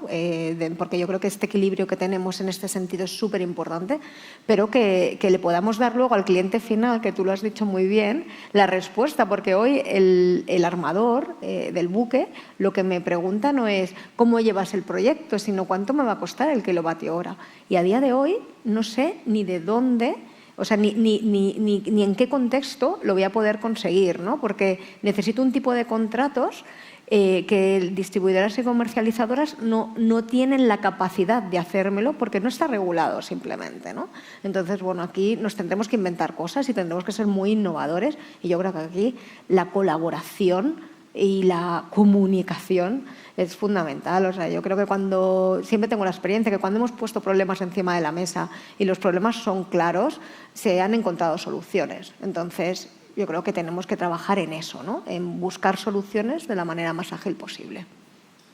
Genial, muchas gracias. Yo voy a hacer un apunte y me voy a saltar un poco mi papel de moderadora también para decir, bueno, una de las cosas que yo creo que desde la Administración General del Estado hacemos para encontrar precisamente estas soluciones y son precisamente los sandboxes regulatorios, ¿no? O sea, que precisamente ahora tenemos abierta una convocatoria, ya abro un momento publicitario, hasta agosto para recibir propuestas de sandbox en el sector eléctrico y que eso además nos sirve a la Administración General del Estado precisamente para hacer innovación regulatoria, porque yo creo que nosotros también tenemos que innovar, también tenemos que ver cuáles son los retos que hay por delante y estar abiertos a cuáles son los problemas de las empresas y las soluciones que se plantean para ver si eso eventualmente llevaría a los cambios de regulación, ¿no? O sea, como una de las herramientas, además, que incluso se pueden marcar en esa colaboración público-privada, ¿no? En algunos de los casos.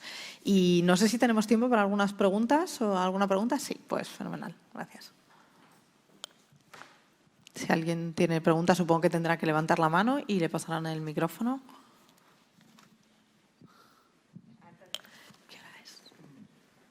Hola, gracias. Bueno, soy Antonio García, gerente de Energía y Medio Ambiente en ISDEFE. Lo primero, daros las gracias por la participación en el evento. Creo que está yendo muy bien. Habéis hecho una exposición muy interesante. Estamos muy contentos también porque creemos que están las 4 capas que nos interesan, ¿no? Por parte del regulador y el desarrollo de políticas en energía. Muchísimas gracias. En cuanto a la ejecución de esas políticas y de los incentivos y la gestión de dichos incentivos. Y luego 2 grandes gestores de infraestructuras públicas que que en este caso son del transporte. Nos faltaría quizá el ADIF, porque en transporte terrestre pues igual no hay una presencia pública tan importante, ¿no? O es más dispersa. Y por último, al sector privado, ¿no? También muy agradecidos que estéis aquí. Y lo dicho, bueno, a mí me preocupa, y es mi pregunta, porque lo mismo que contó José María en relación a la fotovoltaica hace un año o al precio de la electricidad, y que eso al final motivó una cantidad de autoconsumo muy importante que ahora no sabemos cuánto es. Parece como que el santo grial, la solución para la acumulación de energía en el corto y en el medio plazo, y va a ser el hidrógeno como vector energético, ¿no? Hay una apuesta, parece, mediática, o es como muy popular, ¿no? Yo ya con mis cuñados hablamos de hidrógeno y ya no de COVID, o sea que estamos ahí, ¿no? Pero tengo la impresión de que, efectivamente, por eso hablamos de innovación, la tecnología, para competir con el coste que tienen, o con el precio que tienen los combustibles fósiles, que hay que reconocer que son imbatibles, ¿no? Tienen una densidad energética brutal a un precio, a un coste, si quitamos los costes de salud y los costes medioambientales, que hasta ahora no se han estado pagando, ¿no? Brutal. Es decir, es muy difícil competir con un litro de gasolina o con un litro de queroseno al precio actual, ¿no? Y la tecnología yo creo que no está madura. Hablamos de combustibles sintéticos y de acumulación química, de combustible, o sea, utilizar el hidrógeno líquido, el hidrógeno con amoníaco, en fin, hay muchísima incertidumbre en relación a cómo vamos a transformar, a electrificar, precisamente a trasladar consumos energéticos actuales de combustibles fósiles a electricidad, ya sea mediante el vector energético hidrógeno de por medio, ¿no? Entonces, esa es mi duda, ¿no? De si pensáis que vamos por el buen camino, que efectivamente el hidrógeno va a ser el caballo ganador de esta apuesta tecnológica, o si, bueno, pues está todavía muy por ver y requiere todavía conocer cómo va madurando la tecnología. No sé si quiere empezar. Yo me lanzo, no sé si Víctor quiere... ¿Prefieres que me lance yo y así luego me das? A ver, yo creo que aquí casi te doy... Bueno, te voy a dar una opinión, no puedo separar personal de la asociación que represento, ¿no? Nosotros somos 450 empresas del sector privado, pero que llevamos en este mundo de las renovables 37 años. Es decir, que las renovables no son de hoy y en el sector hemos visto de todo durante muchos años. Entonces, un poco lo que comentabas, Antonio, a ver, nosotros no te voy a decir que tengamos dudas sobre el hidrógeno, pero sí cautelas y salvedades. Lo que pasa es que sí que es verdad que parece que hay cierto o bastante consenso, pues tanto a nivel científico como empresarial, e incluso te diría que hasta político, de que el hidrógeno va a ser el vector que tenga que sustituir todo esto. El problema, yo contigo, es ver cómo la industria, yo soy un industrial que consumo gas hoy en día, ¿por qué voy a ponerme o transformar mi proceso térmico para consumir hidrógeno verde? ¿Por qué no? Hablando más o menos de precio, en precios razonables del gas estamos hablando pues 0,8, 1 euro el kilo, cuando está razonablemente, y en hidrógeno verde pues es 3 o 4 veces. Entonces, pues por ahí es donde voy a lo fiscal. Pero mira, un comentario. Por ejemplo, ayer por la tarde, aquí nadie nos enteramos, incluso yo casi ni me entero, ¿no? Pero ayer por la tarde hubo un evento un run en todo el sector. Resulta que la cotización del gas, que estaba contenida durante unas cuantas semanas atrás, prácticamente se multiplicó por 2 en unas horas. Normalmente un industrial tiene toda su energía comprada o expuesta a mercado de forma directa o comprada ya a plazo con un comercializador y demás. Ayer de las 4 de la tarde a las 7:30 de la tarde el precio del gas se multiplicó por 2, con lo cual el producto que va a vender ese industrial automáticamente lo tiene en función del peso que tenga la energía, pero normalmente es mucha, tiene que darlo por 2. Yo creo que eso por un lado. Y luego, por otro, la carrera que tenemos entre Estados Unidos y Europa por liderar este mundo del hidrógeno y transformación. El IRA. Estados Unidos está dando unas ayudas y unas subvenciones y digamos, perdona que lo diga así, dopando de alguna manera incluso a las empresas. Muchas empresas nuestras se están yendo allí a desarrollar. Europa ahora ha presentado su plan, pero el IRA de Estados Unidos, yo la verdad es que cuando leí, no me lo he leído entero porque son un montón de páginas, pero leí los informes que nos pasan, es un paraíso para invertir y va a llamar mucho. Pero bueno, en todo caso yo te diría que el problema, yo creo que visto el volumen de ayudas que hay, visto la decisión de Estados Unidos, vista la decisión a nivel europeo también de esto, yo creo que vamos a conseguir que sea competitivo más pronto que tarde. Pues es que estamos gastando muchísimo dinero, ahora Víctor nos lo dirá. Bueno, ya lo has comentado antes, ¿no?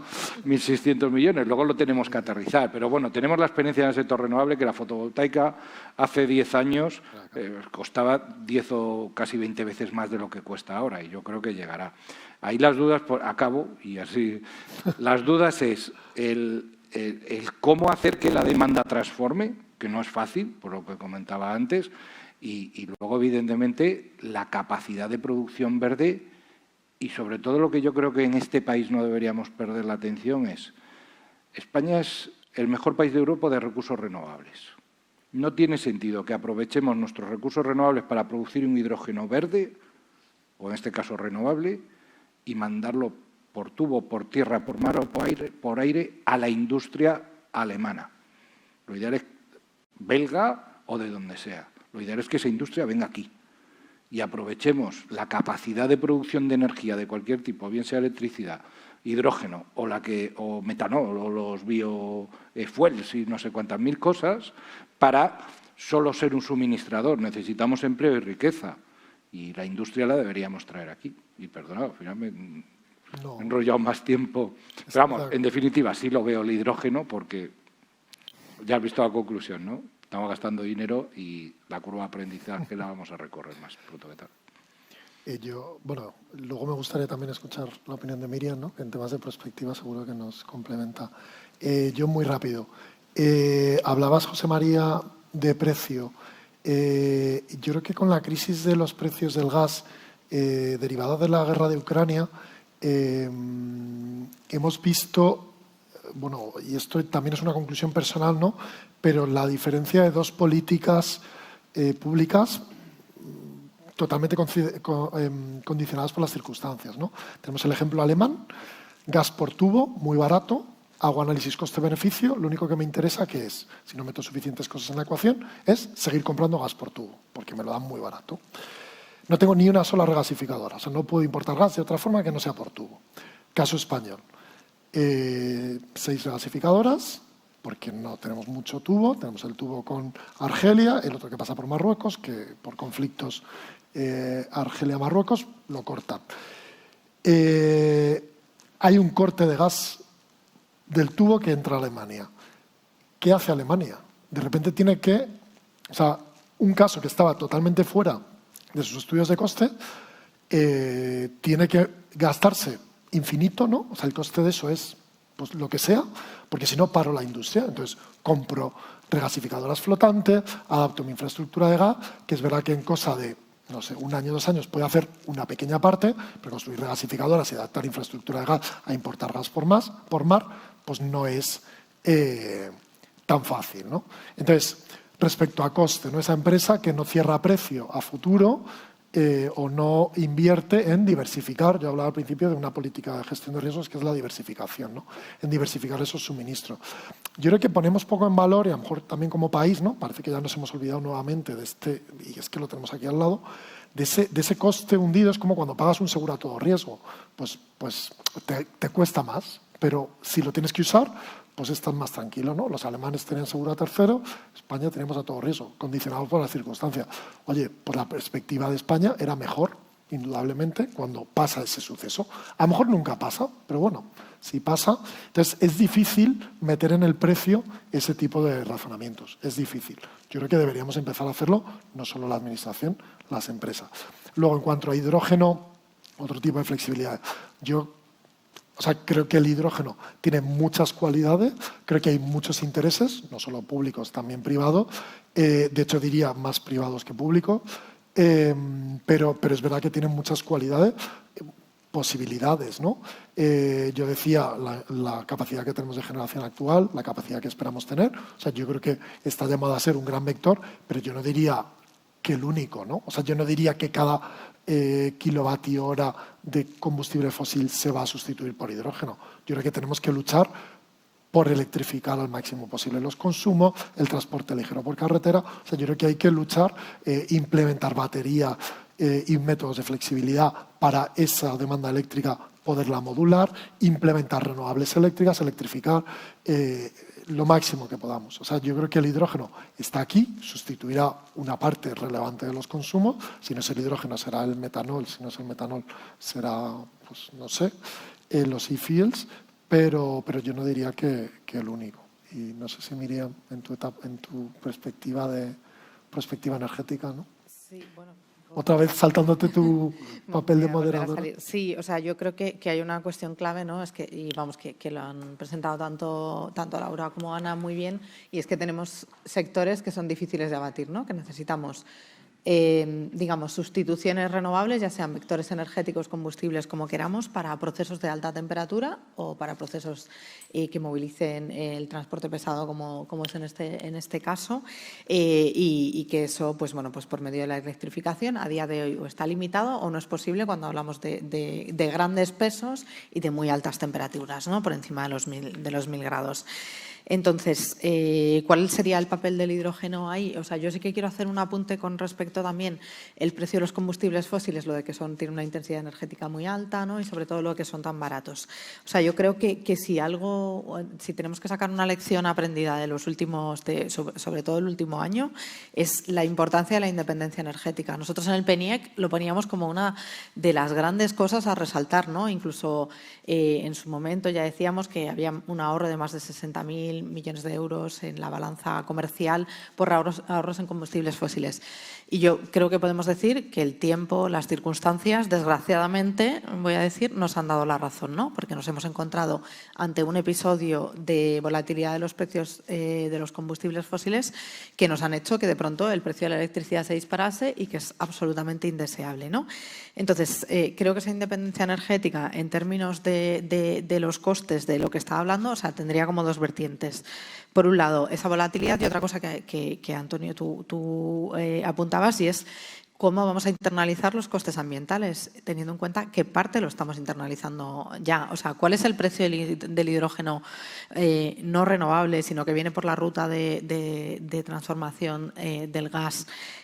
Ante un escenario de volatilidad de los precios del gas natural y de unos precios de los ETS, o sea, del mecanismo de comercio de derechos de emisión, muy altos y muy elevados, que es lo que hemos vivido en los últimos años. ¿A cuánto estamos dispuestos a pagar por la energía y cuánto pueden algunos de los consumidores pagar, ¿no? O sea, porque aquí estamos hablando no solo de familias en situación de pobreza energética, sino de que el consumidor medio, determinado coste de la electricidad, le supone un impacto muy alto, ¿no?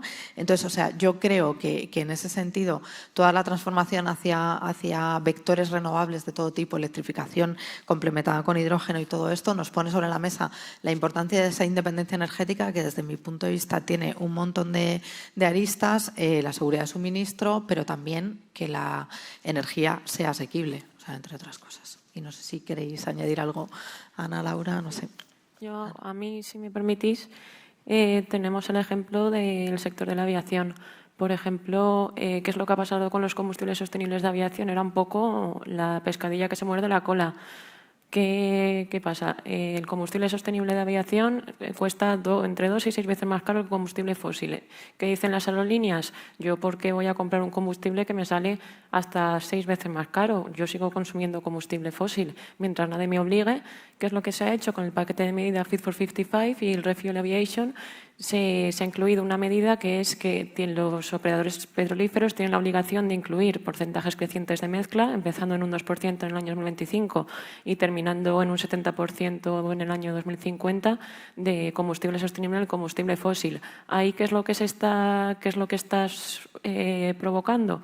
Pues que se cree al final y estás impulsando la producción y la demanda y por tanto que se cree un mercado. Entonces, en la medida en que desde la administración pública se fomente la producción y el consumo de hidrógeno, iremos en el buen camino. Si no hay, de alguna forma, una obligación de consumo de ese hidrógeno y ayudas a la transformación, me pongo en el caso del transporte aéreo, cuando la aeronave, desde el punto de vista técnico, seguramente la nave de hidrógeno sea posible, pero es que te va a costar 5 veces más. Entonces, hay dos opciones, o bien que se subvencione la compra de aeronaves de hidrógeno, o bien que se pongan obligaciones, que haya obligaciones de flota de hidrógeno anuales. Entonces, de alguna forma, el hidrógeno es una tecnología para un vector energético que descarboniza, pero será una realidad en la medida que haya un equilibrio entre reducción de emisiones y desde el punto de vista económico, y que todo esté apoyado por la Administración. Yo ampliar tu respuesta, porque yo creo que en el tema de marítimo sí que es verdad que tenemos muchos pilotos de hidrógeno, se han hecho cosas, cada día leemos algún barco que lleva hidrógeno, pero bueno, desde el punto de vista técnico el hidrógeno ocupa más, necesita unos tanques de una manera diferente, o sea, tiene una serie de restricciones que si esto lo podemos, o sea, si al final lo que estamos buscando es una reducción de emisiones, que la podemos conseguir a mejor precio con otro tipo de combustible alternativo que también sea verde, pues a lo mejor el hidrógeno para esto, es decir, para combustibles en buques, no será la solución, ¿no? Ahora se está hablando mucho, no sé, no soy gurú, nadie lo sabe en realidad, o sea, todos los foros que voy de combustibles del futuro en buques, todos acabamos a decir como en una especie de terapia grupal diciendo qué horror, no sabemos lo que va a pasar, pero tenemos que estar preparados para algo que no sabemos lo que es.